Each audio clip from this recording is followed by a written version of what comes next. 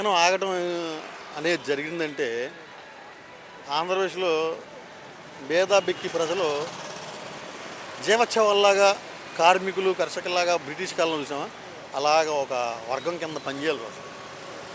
నిజంగా ప్రజా పోరాటం చేస్తున్నాడు ఆ ప్రజల తరపున జగన్. ప్రజా పోరాటం చేస్తున్నాడు, ప్రజల్లో స్పందన ఉందనే కదా వాళ్ళు కడుపు మంట.